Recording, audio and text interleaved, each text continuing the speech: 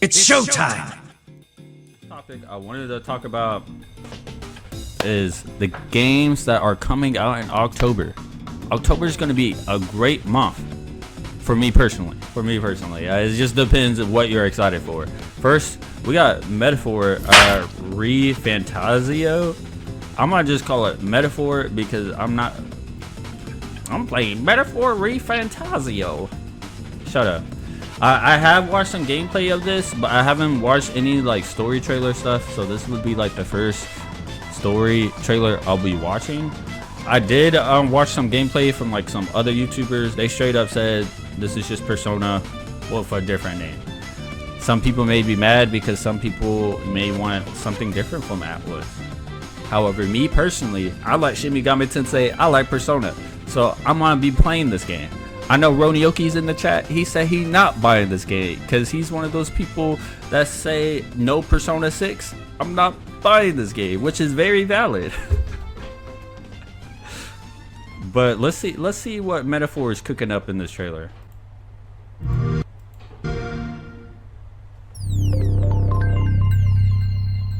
Atlas 35th Anniversary Project. Our destination is Port Brylehaven, the capital of the Western Principality of Oceania. Our first trial is to slay a monster. We take its head as proof, then get it to the goal line before the deadline. The bigger the head, the better. If it's not impressive enough, Luis won't They got look twice fake at you. Pixie. Don't worry. I know what I'm doing. No.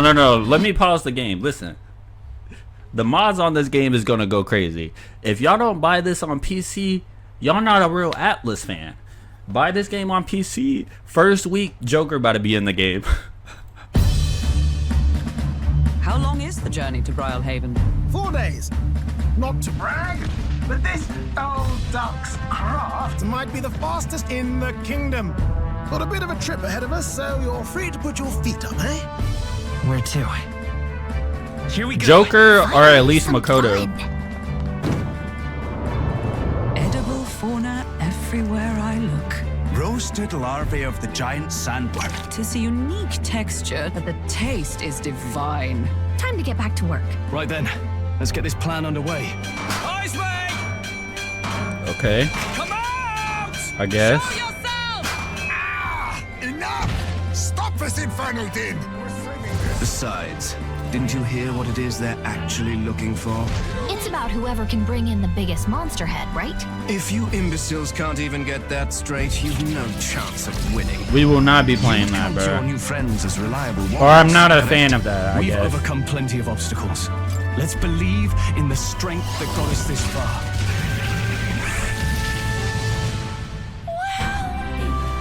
It's the ocean!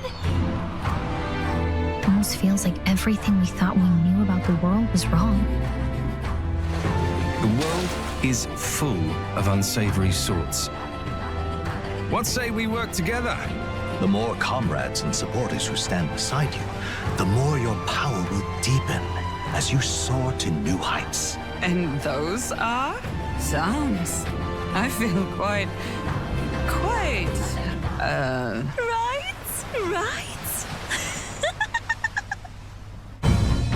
I'd thought for a long time that if I wanted to feel accepted, I Clear needed bad guy, I guess. power, status. Fake Sephiroth. I just needed allies, friends. You're already one of us. I am glad we travel as friends.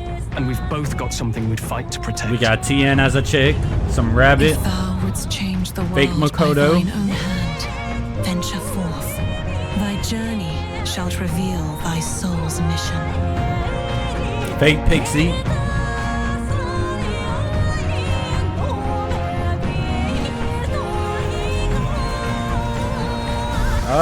That didn't really show much. I'm not gonna lie to you. Definitely got more from like actually watching gameplay. As far as the story, I'm telling y'all now, Atlas does not cook the first time the story comes out in a game. It's always a redux version of the game where the story is like super good. I'm gonna try to pay attention, but if it's anything like Shin Megami Tensei 5, we gonna be skipping the cutscenes. I'm not gonna lie. Atlas be cooking with the gameplay every single time, but as far as the story, it always has to be like a Redux version where the story is cooking. Persona 5 Royale is an infinite better story game. They really gotta check that. Looks like TN. W. But no, this may be one of Atlas' beautiful like environments that they put out. With Persona, they are kind of like restricted. Even with Persona 5, they had like palaces and they were different theme palaces. But with this game, since it's like a straight up fantasy RPG, they kind of have like infinite reign to make any environment that they want, which is pretty cool. My only gripe, I would say, I just feel like it's a little too fantasy. Like, whoever's the character designer went absolutely ham on these character designs. They said, you know what? Usually my designs are like a 7 or an 8. We gonna go straight up 11. Cause what is this? Let's follow. And it's just a rabbit. TNJ. Some guy with horn. I'm not hating. I'm definitely a fan. It's just definitely we're up there for sure in the fantasy department. Next, we got Life is Strange. Before I start this trailer, for some reason I'm super excited about this game. I'm super excited about Life is Strange for some reason. For those that watch those my Life is Strange playthrough, it is on the channel still. I advise y'all to watch those before I play this game and post it on the YouTube. My initial reaction of the original Life is Strange, I ultimately felt like the characters weren't for me. That's all I gotta say. I was really enjoying the game. Then Chloe came on screen, and I was telling chat, like, people would pop in and to watch my gameplay. They'd be like, how you enjoying the game so far? I said, I'm really liking the game. I'm a real fan of Max. I'm just not a fan of Chloe. I hope she goes away. She did not go away. I mean, she went away at the end. I'm a huge fan of Max. She was the main character that carried the game. So I'm excited for this game for the simple reason Max is the main character again. I'm hoping there's no annoying character, but if there's another annoying character like Chloe, I guess I won't be mad. At this point, it's like, what is it, Stockholm Syndrome? Let's watch this trailer. I'm gonna be honest, I did watch this trailer, but it was on the Square Enix channel, so it was all Japanese. I did not know what they were saying. I was just watching what Max was doing. But now that this is English, I'm hoping, right? Let's see what the gameplay is going to be like. Another thing, I think the game was held back 2 things. Chloe, and the game was severely outdated. I think it was probably like groundbreaking at the time, but playing it now, nah, that was outdated. And I mean playing this as in like last year, like literally last year, so. Max Caulfield, the girl who could rewind time, is back. Let's thrash, Chakra. But when one of her new friends, Safi Llewellyn Fayyad, is murdered in the grounds of Caledon University, Max finds that her chaotic power has changed. Now, Max must shift back and forth to reveal the truth of her friend's murder, in an attempt to save Safi before it's too late. As long as she's Chloe, I'm down to save her. Once Max's new power manifests, she can send a pulse out from her fingertips at any time. While Pulse is active, she can peer through to the other world, seeing the differences between the timelines clearly. You said stop talking, monkey. People and objects in the other timeline appear as dimensional echoes, allowing Max to avoid watchful eyes when shifting. Good thing I can keep an eye on Alderman from here. Wouldn't want to show up right in front of him. What the hell? While Pulse shimmers around her, she can also see places where the veil between the 2 timelines is at its thinnest. These shift points are where she can push through to the opposite timeline to help her investigation in... And this is just a way better mechanic than holding up my arm and reversing time to do like a puzzle. This is like almost the same thing, but she's literally jumping between timelines. I think that's pretty cool. In a multitude of ways. You need me to hold something? A black guy. That's what the first Life is Strange needed. It needed a black guy somewhere. This could be to solve a puzzle, convince a character to reveal a secret, or retrieve an object lost in one timeline by borrowing it from another. Better give this wrench to Moses. Shift points work in both directions, so you can shift back and forth from the same spot. So I found this guy named Alan, but he didn't know anything about a wrench. No, Max, not literally Alan. It's... Oh. You are a lifesaver, Max. Dad joke aside. I'll never apologize for my dad jokes.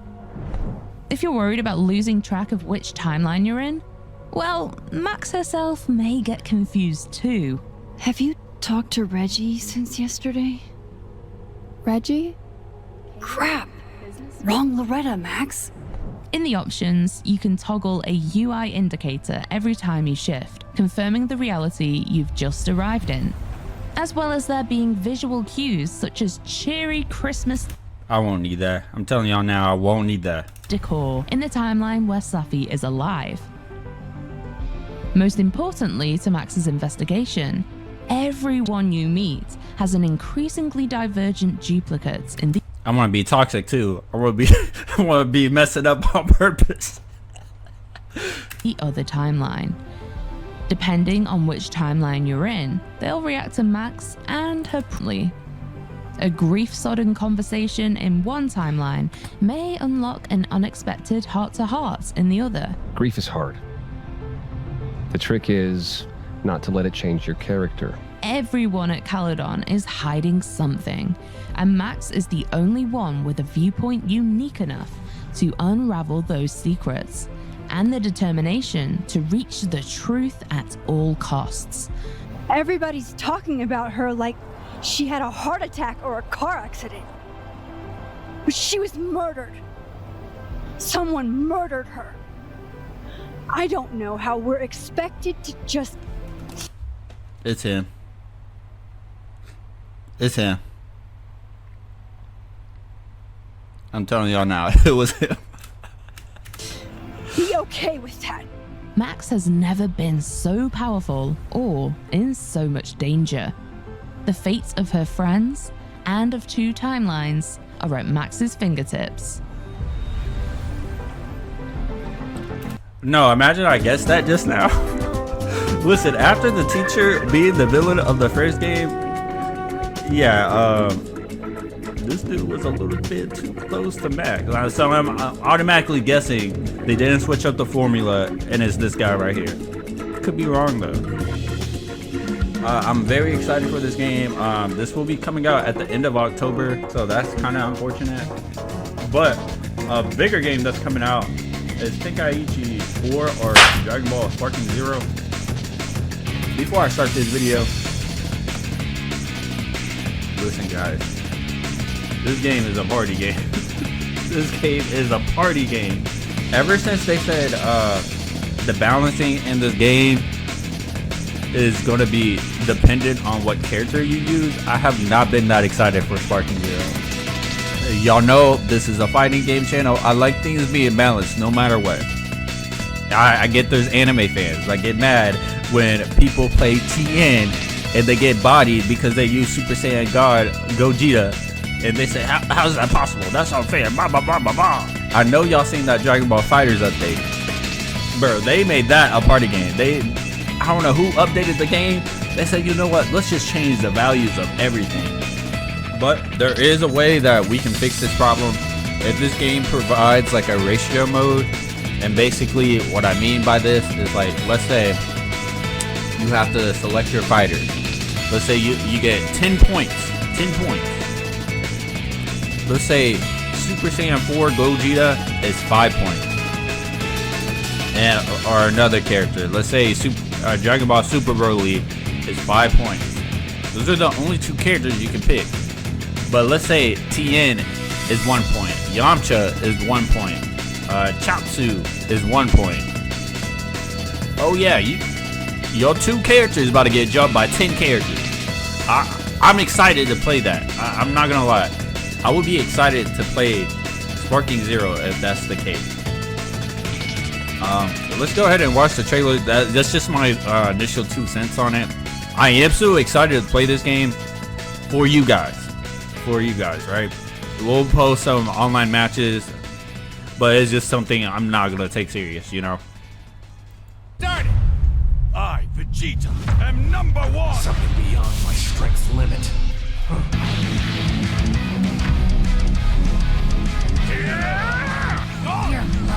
Over here! Whoa, now what a moron! Take that! You ready? Eat dog!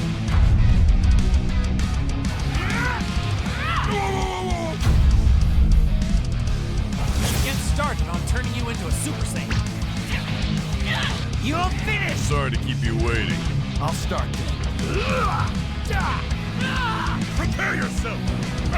Eat you! No more going easy. Let's push it to the absolute limits of our power. Share your energy with me. Yeah, I think that is kind of crazy that there isn't GT characters in this yet.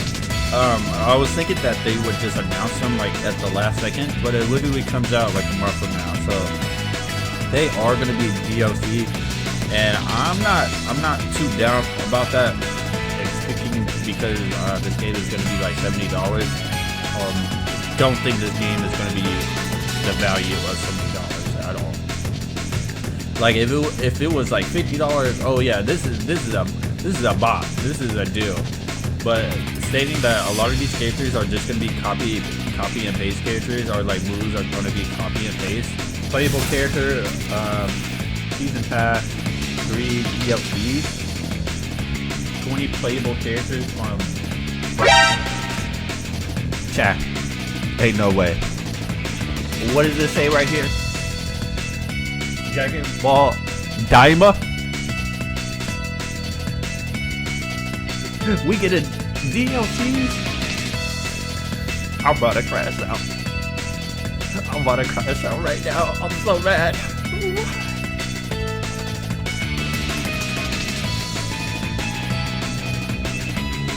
We gotta get off of this. We gotta get off of this. Video over.